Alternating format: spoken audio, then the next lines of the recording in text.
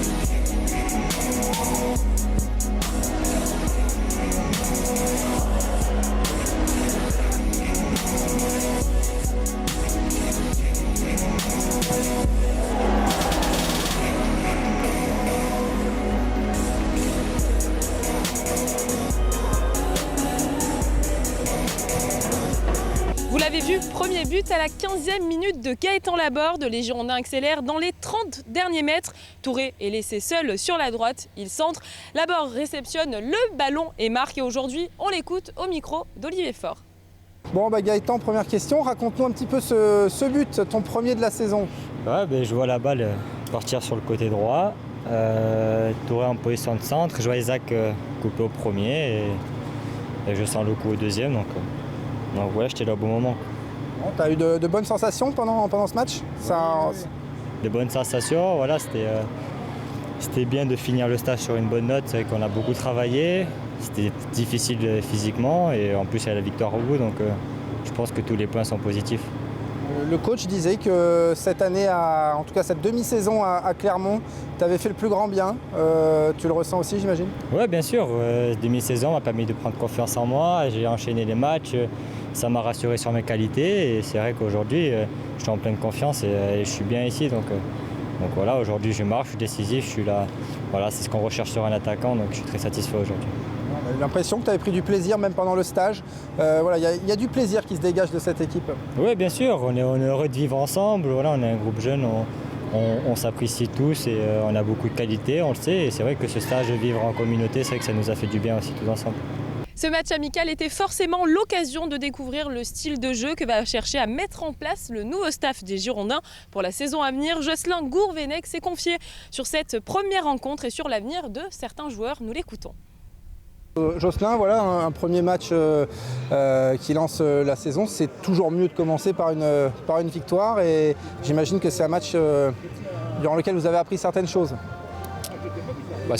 C'était un premier match de fin de stage. C'est toujours important de bien finir la semaine et le stage. Ça clôture le bon travail qui a été réalisé en Espagne. Et puis voilà, l'objectif était de faire que ce soit une séance supplémentaire pour les joueurs, d'avoir globalement 45 minutes de jeu au bout d'une dizaine de jours de prépa. Mais voilà, ils se sont remplis un peu plus sur le plan athlétique. Les efforts ont été faits.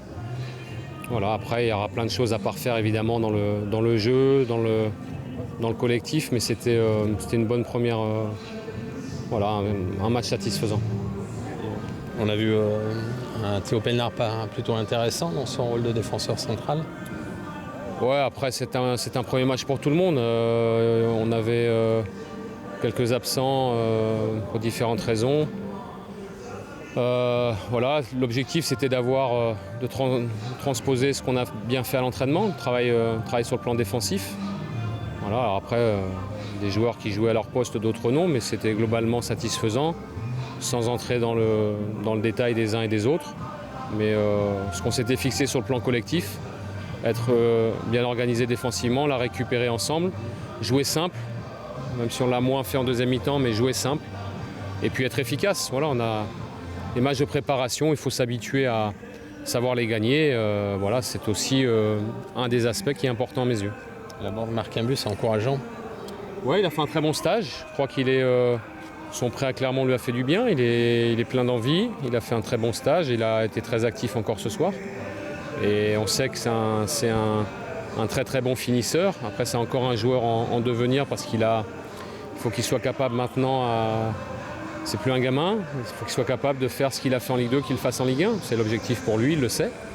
Mais voilà, il est bien. Il a fallu faire des choix avant cette rencontre sur la feuille de match. Comment ça a été réfléchi ? L'objectif était d'avoir des équipes équilibrées. On n'avait pas 20 joueurs de champ pour faire tous 45 minutes, donc il y a des joueurs qui ont joué un peu plus.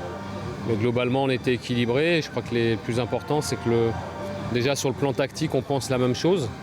On est les repères en tête pour pouvoir avoir une équipe cohérente. Et là-dessus, ça a été globalement cohérent. Après, il y a les imperfections liées à un peu la fatigue de la semaine.